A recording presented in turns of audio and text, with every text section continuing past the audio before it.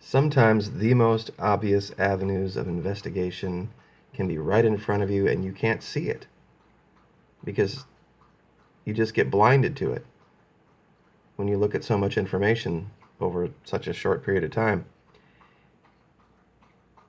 This collision between the USS Porter and that oil tanker back in 2012 was an accident. We can then see, how did the Navy handle information and how did they behave during that accident? Well, the simple fact that within a matter of months they released the actual bridge audio from the USS Porter, I think speaks volumes. Do you think we're going to ever hear the bridge audio of the USS Fitzgerald? Not likely. On top of that, within a matter of days, they allowed members of the crew to submit emails speaking about exactly what happened on board. And this is one of them. This came out 14 August, Tuesday, 2012, and it's a first-hand report from someone aboard the ship, speaking about how it happened and the aftermath and everything the crew had to go through. On top of that, we had video. And this is something I think is going to speak, more to how the Navy handles things when it is an actual accident than they are now. So I'm just going to play this for you, and you tell me what you think. The Big E drew the big crowd at yesterday's homecoming, but the return of the USS Porter was certainly a big story. A story of bad news and good news for the Navy that began with a collision in the early morning hours of August 12th in the Strait of Hormuz. We had a 160,000-ton water displacement Japanese tanker impact the starboard side of USS Porter. The collision left a 20 by 30-foot hole in the ship above the waterline. We knew that something, it wasn't a normal hit. Chief James Antoine is an interior communication chief on the Porter. He was in his rack sleeping when the collision occurred at 1 a.m. Everybody was emotional. We had a lot, everybody was scared, we were frightened. According to Chief Antoine, several spaces took on water, but the crew responded with damage control procedures. We pulled together to do what we had to do to get to Dubai. We pulled into the UAE, I think August 12th, and we were back underway September 29th. Commander Dave Richardson took command of the ship after the collision, replacing the previous CO. There's no doubt about it. There were some mistakes made. The CO has been fired, that's known, and we'll determine what's next beyond that. And yet, the story of the Porter is a source of pride for the commander of the Enterprise Strike Group. She has sailed with us through the Suez Canal. She came to the Strait of Hormuz with us last time, made it through across the Atlantic with us, threaded the needle through 3 hurricanes. To return on time with the group. At Naval Station Norfolk, Art Kahn, 10 on your side. The repair that was done to the Porter was what the Navy calls a voyage repair. So, we had a member of the crew, we had the new commander right there stating everything that happened, no media blackout whatsoever. And in case anybody wants to get a picture of this thing is 6 times as big as the ACX Crystal.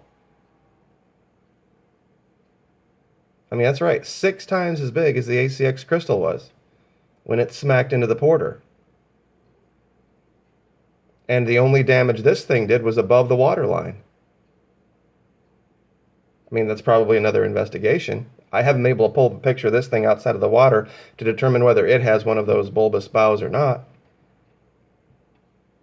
But that accident was one where they were nose to nose, and the Porter tried to cut across it and got smacked by it. And the Porter was only doing 5 knots. I don't know how fast this thing was going. But point being that right after this happened, the first source was the Navy. And of course it would be. It absolutely would be. Now in this other one, we're going to listen to something here at the end that I think is going to give us an indication of what's really going on. And they're ready. The ship's captain, Commander Martin Ariola, has been relieved of command following yesterday's collision.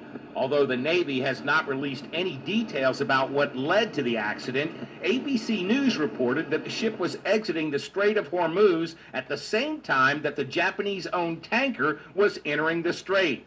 According to ABC's report, the Porter attempted to pass the tanker on the left, contrary to the rules of navigation that would require the ship to pass the tanker on the right.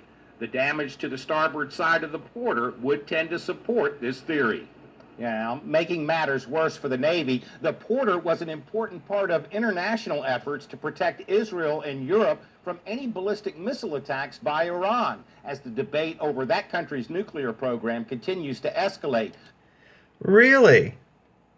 The USS Porter, an Arleigh Burke-class destroyer, was in that region on an anti-ballistic missile mission. Can't make this stuff up, folks. You just can't make it up. So this is how the Navy behaves. The military, I should say, across the board. Whenever there is an incident with military personnel and civilian personnel where there's an accident, an actual, just an oops, and there's damage done, the military is very forthcoming. They have PR department that they put a spin on it, and they say, you know what, sometimes even if it's not the military's fault, the military will still say, you know what, we're just going to go ahead and in the spirit of fostering good relations between our civilian neighbors, we're going to go ahead and just, take the bullet on this one and, pay for the damage. That's just how the military operates. They don't hide stuff. They don't, and this is only a matter of month, not even 2 months. And they're letting the people who were aboard the ship talk to cameras. And the fact that, that's another part of the investigation about the ship, they're doing the exact same thing that the channel is alleging that this ship was doing in Japan. So I think this is a good study, a good case study in how the military behaves when it's an accident versus when they think it's something other than an accident. We have no other country involved. We have the Philippines involved. We have the Japanese involved. They're not going to be allowed to talk to the crew, get on the ship, or have access to any of the electronics information at all. Period. And the crew has been ordered to sign non-disclosure agreements. Does that look like what happened here? In this collision, which is virtually identical. You have a cargo ship, you have an Arleigh Burke-class destroyer, literally hit almost the exact same place in almost under the exact same conditions 5 years ago. But look how different the Navy was behaving then. They had determined by August 30th, this happened on the 12th, by the 30th of August, they had relieved the man of command. 18 days. This accident with the Fitzgerald happened on the 17th. And let's see, what is today? We're 3 weeks in. We're 21 days in. And nobody has said boo. There's not an article anywhere in the media about this accident. Not even just a puff piece. Not even just a world events piece that's saying, how can we prevent this or anything. There's nothing. The only thing that you'll find is stories about the funerals. And that's it. Everything else goes back weeks. Trust me, I know. I'm trying to see if any actual news organizations are reporting on this. And they're not. And I think that speaks volume as well. So anyway, I would like to hear what you guys have to say about this. I do want to apologize. I did misspeak in the last video. I got 2 jobs and I'm doing a lot of research, and I had mentioned that the EA-6B Prowler was a variant of the F-15. Actually, not at all what my notes said. It is the EA-8G Growler that is a variant of the FA-18 Hornet. So, my apologies. I was just speaking off the cuff from having looked at my notes the day before. My apologies. So, and as far as the debate about the B-1B, has there ever been a B-1B shot down? No. So, the information that is put out for the public to consume about the abilities of the B-1B, believe me, is not what it can do. So, like, share, subscribe. Thank you very, very much. I really appreciate it, and we will see you next time. Thank you.